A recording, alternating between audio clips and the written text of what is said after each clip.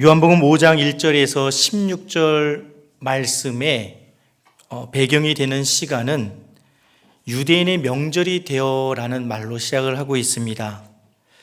5장 1절 말씀에 그 후에 유대인의 명절이 되어라고 말씀하고 있는데, 사실 유대인의 명절이라고 했을 때 그 명절이 정확히 어떤 명절인지는 알 수 없습니다.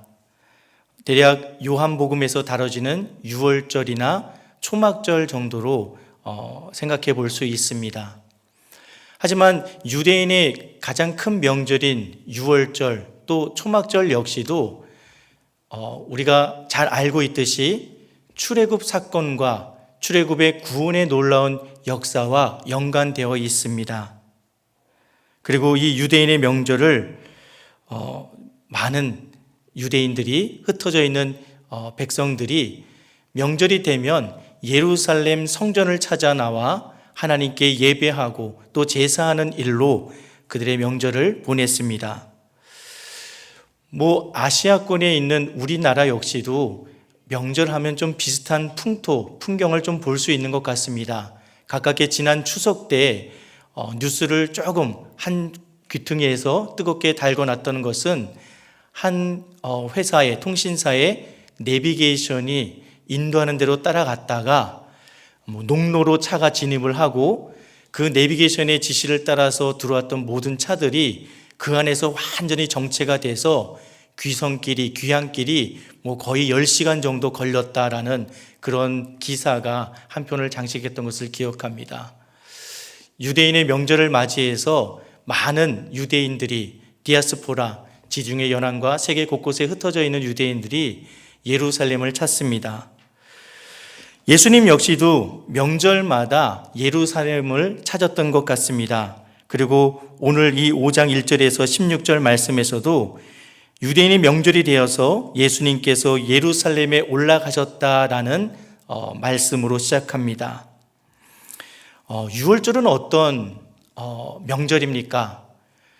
출애굽기 말씀에 보면 하나님께서 이스라엘 백성들을, 애굽의 노예, 종으로 있던 그 백성들을 구원해서 하나님의 약속의 땅으로 이끌어 나가기 위해서 정말 열심히 일하시는 것을 보게 됩니다.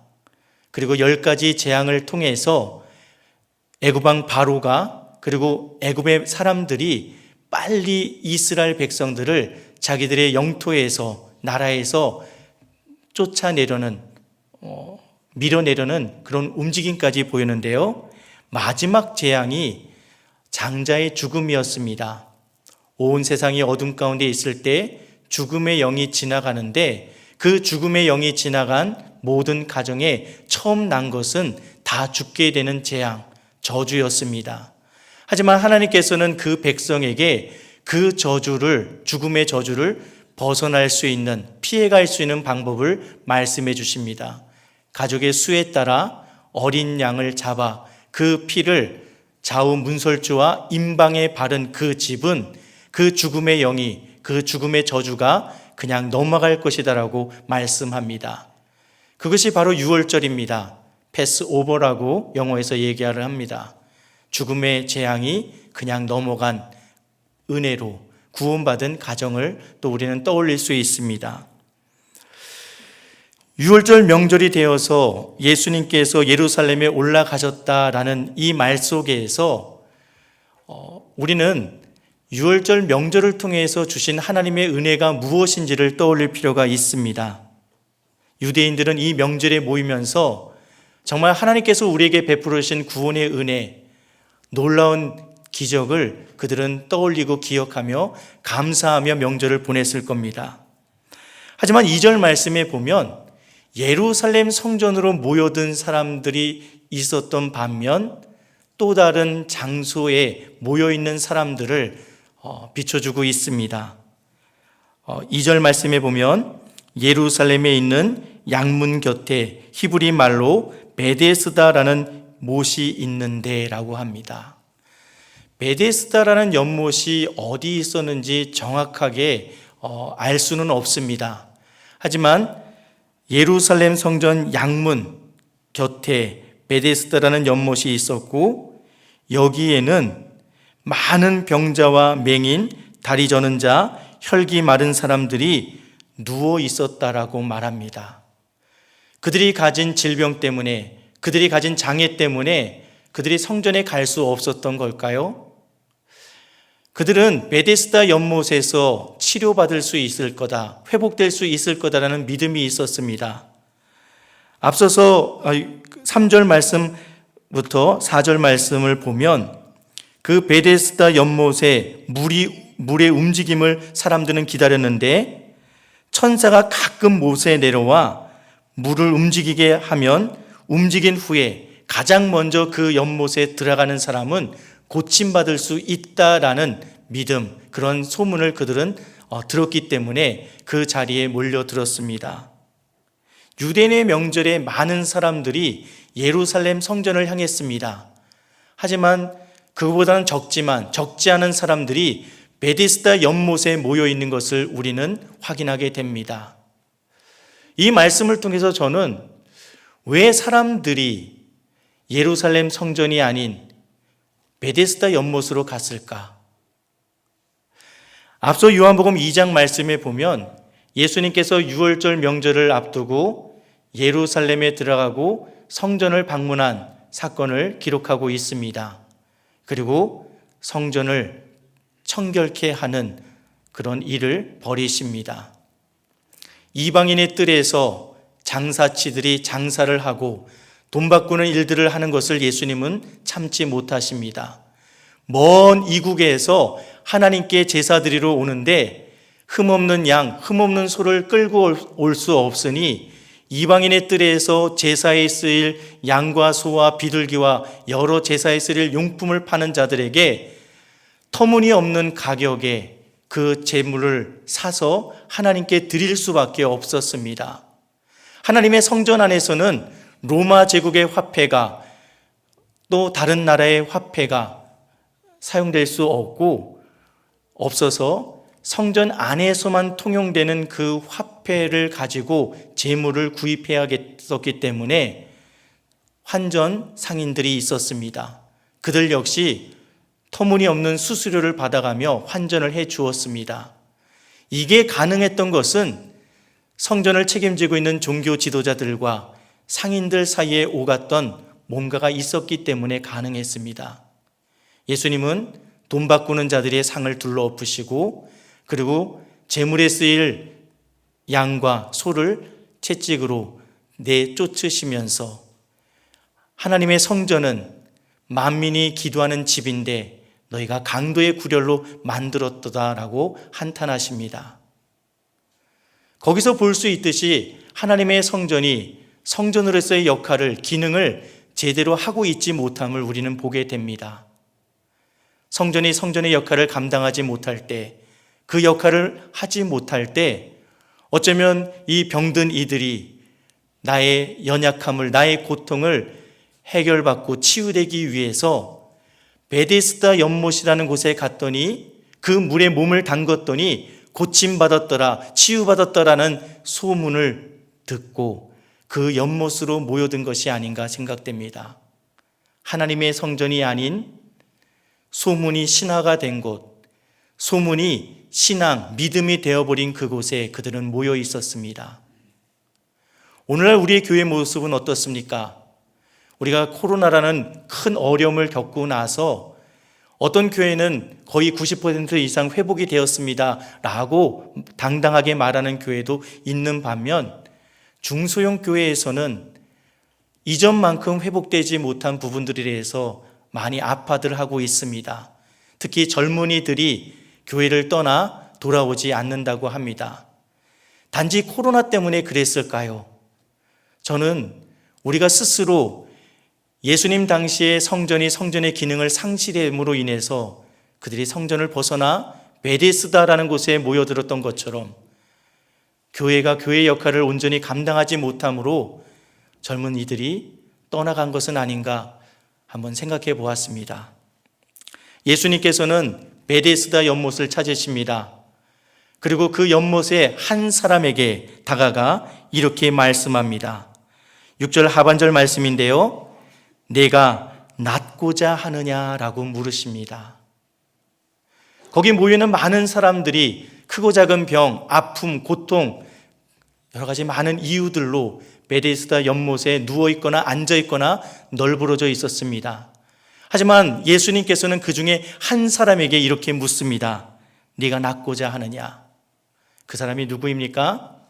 오늘 우리가 잘 알고 있는 사람, 38년 동안 병을 고침받지 못한 사람, 38년 동안 병으로 고통받은 한 사람에게 다가와 묻습니다.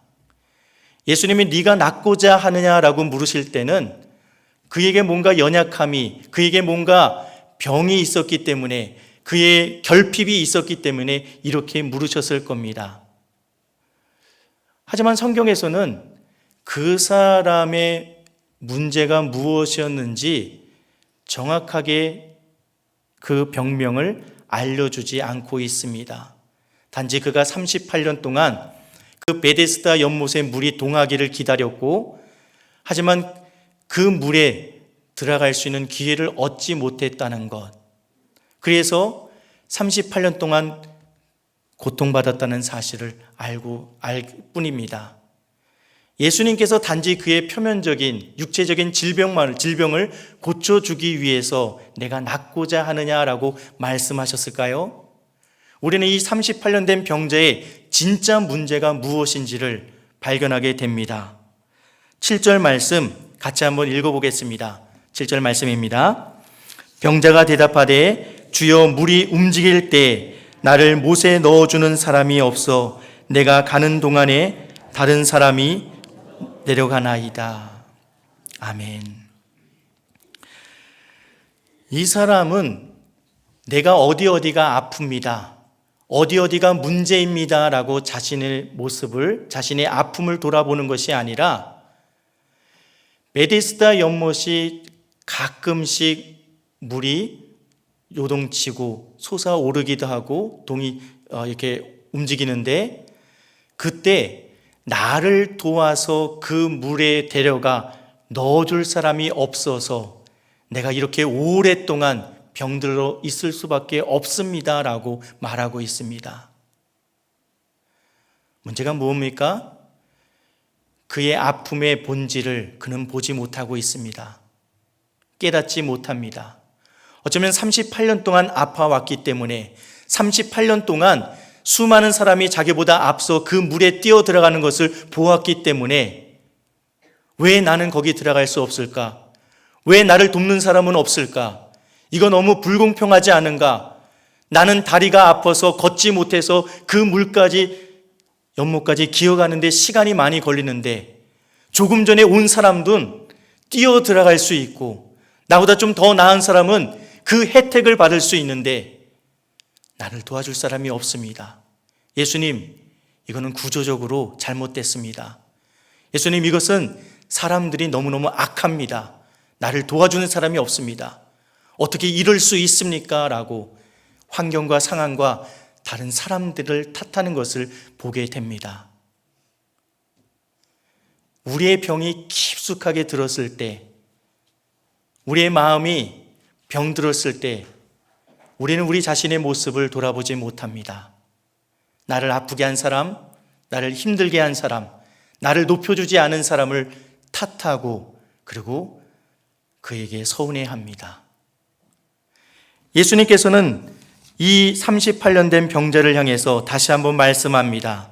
8절 말씀에 일어나 내 자리를 들고 걸어가라. 그 순간에 놀라운 기적이 일어납니다. 그 사람이 곧 나아서 자리를 들고 걸어갔다라고 성경은 기록합니다. 38년 동안 꼼짝하지 못했는데 38년 동안 그는 자신의 그 질병으로 인해서, 결핍으로 인해서 너무너무 오랫동안 고통당하고 아파했는데 예수님의 그 한 말씀으로 인해서 그는 치유가 되고 회복이 되고 그가 깔고 있던 그 자리를 들고 일어나 걸어갔다라고 말합니다. 그리고 요한복음은 한 가지를 덧붙여 말합니다. 9절 하반절 말씀에 이 날은 안식일이다 라고 말씀합니다. 여러분, 안식을 누리며 살고 있습니까? 사실 우리는 안식일을 지키며 사는 시대는 지나갔습니다. 하지만 십계명 말씀의 제4계명에서는 안식일을 기억하여 거룩히 지키라라고 말씀합니다. 안식일을 왜 기억하여 거룩하게 지키라고 합니까? 이 십계명은 출애굽기 20장과 신명기 5장 말씀에 기록되어 있습니다. 둘 다 제4계명으로 기록되어 있는데요. 출애굽기 20장에서 안식일을 기억하여 거룩하게 지키라라고 말씀하셨을 때 하나님께서는 창조주 하나님이심에 대해서 그 백성들에게 말씀하십니다. 하나님께서 엿새 동안 온 우주 만물을 창조하시고 제7일에 안식하셨기 때문에 너희 역시 안식하라라고 말씀합니다. 그들이 안식하면서 떠올리고 기억하고 감사하고 예배할 것이 무엇입니까? 나를 만드신 하나님, 나를 높여주신 하나님, 온 우주 만물을 내게 허락하신 하나님, 그 하나님을 떠올리고 기뻐하며 감사하며 주님 앞에 영광 돌리는 날이 안식일이라고 하나님은 말씀하십니다. 하지만 신명기 5장에서는 또 다른 단서를 제시하고 있습니다. 왜냐하면 출애굽기 20장 말씀과 그 십계명 말씀을 듣는 대상이 달라졌기 때문에 그렇습니다. 출애굽기 20장에서는 출애굽한 1세대들에게 주신 계명, 그리고 신명기 5장 말씀에서 다시 한번 십계명 말씀을 되뇌이도록 상기하도록 한 것은 1세대가 40년 광야 생활을 통해서 다 죽고 이제 다음 세대가 가나안 땅에 들어가기 직전에 하나님께서 주신 그 계명을 다시 한번 떠올리고 지키라라고 말씀하십니다. 그래서 신명기 5장 15절 말씀에서는 이렇게 말씀합니다. 너희는 기억하라. 내가 애굽 땅에서 종이 되었을 때 내 하나님 여호와가 강한 손과 편팔로 거기서 너를 인도하여 내었나니 라고 말씀합니다. 그러므로 하나님이 명령하신 안식일을 거룩하게 지키라라고 말씀합니다. 신명기 말씀에서 안식일의 개념은 나를 구원하신 하나님을 기억하며 감사하며 찬양하며 보내는 날입니다. 결국 안식이라는 것은 내 몸에 쉬는 날이 아닙니다. 안식이라는 것은 진정 나를 만드신, 나를 창조하신 하나님을 기억하고 그분이 나를 구원하신 그 은혜를 떠올리며 정말 내게 평안함을 주시는 분, 진정한 구원을 주시는 분이 하나님이시라는 사실을 고백하는 날이 안식일이었습니다. 이 베데스다 연못에서 진정한 안식을 누린 사람은 누구였습니까? 바로 38년 된 병자였습니다. 다른 이들은 소문을 듣고 또 다른 사람에게 이렇게 도움을 받아서 베데스다 연못에 와 있었습니다. 모두가 같은 소망, 같은 마음을 품었기 때문에 평소에는 친구처럼 가족처럼 서로에게 위로가 되고 서로에게 측은지심, 나도 아프니 나도 아프고 너도 아프니 어쩌면 동료애도 느꼈을 겁니다. 하지만 물이 움직이는 그날은 서로가 적이 되고 경쟁자가 됩니다. 전쟁터가 되어버렸습니다.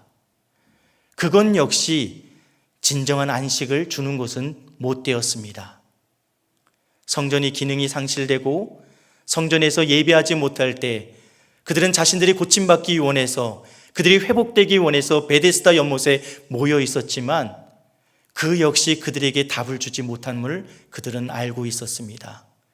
하지만 그 순간에 한 사람에게 38년 동안 고통받았던 병자에게 이것이 안식임을, 이 안식을 줄 수 있는 분이 오직 예수 그리스도밖에 없음을 그에게 가르쳐주며 예수님께서 다가갔습니다. 그는 회복되었고 그 자리를 떨고 일어나 걸어갈 수 있었습니다. 그것이 예수님께서는 진정한 안식이라고 말씀합니다. 예수 그리스도로 구원받고 하나님의 온전한 모습을 회복하는 것. 하지만 이 역시 그냥 지켜보고만 있지 않습니다. 10절 말씀에 유대인들이 이 병나은 사람이 자리를 들고 움직이는 것을 바라봅니다. 그리고 이렇게 말합니다. 안식일인데 네가 자리를 들고 가는 것이 옳지 않도다. 그가 예수 그리스도를 만나고 구원의 감격과 은혜를 누리는 것에 대해서 축하해주고 함께 기뻐하지 아니하고 오히려 안식일의 계명을 어겼다라는 것으로 그를 책망하고 그를 그 규례에 율법에 다시 얽매이게 하려고 하고 있습니다. 예수님은 이것에 대해서 뭐라고 답변하십니까? 뭐라고 말씀하십니까? 14절 말씀을 같이 한번 읽어보도록 하겠습니다. 14절 말씀입니다. 그 후에 예수께서 성전에서 그 사람을 만나 이르시되 보라 네가 나았으니 더 심한 것이 생기지 않게 다시는 죄를 범하지 말라 하시니.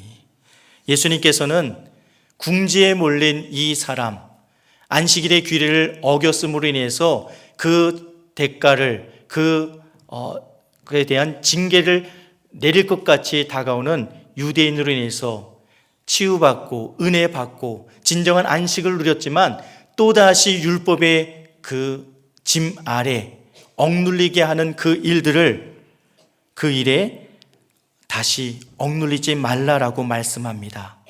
네가 나았으니, 네가 진정한 안식을 맛보았으니 더 심한 것이 생기지 않게 다시는 죄를 범하지 말라라고 말씀합니다. 우리가 함께 읽지는 않았지만 예수님께서는 17절 말씀에 이렇게 말씀하십니다. 내 아버지께서 이제까지 일하시니 나도 일한다. 하나님은 안식이 필요한 분이 아니십니다. 안식이 필요한 것은 피조물인 사람들입니다. 예수님께서는 하나님은 안식이 필요 없는 안식을 주는 분이심을 우리에게 알려줍니다. 그리고 하나님이신 예수님께서 우리 한 사람 한 사람에게 진정한 안식을 줄 수 있다, 주겠노라고 말씀하고 있습니다.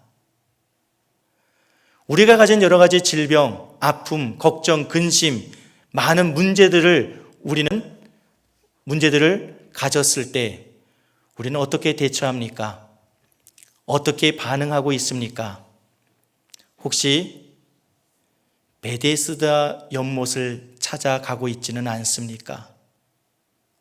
주님께서는 우리에게 말씀하십니다. 내가 안식일의 주인이다 라고 말씀하십니다. 그리고 진정한 안식을 줄 수 있는 그분께 내게 나오라라고 말씀하십니다.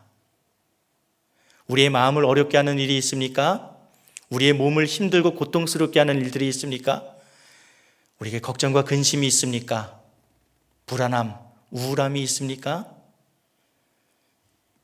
진정한 안식을 주시는 예수님께 나아가 그분으로 더불어 참된 안식을 누릴 수 있는 저와 여러분 될 수 있기를 주님의 이름으로 축원합니다.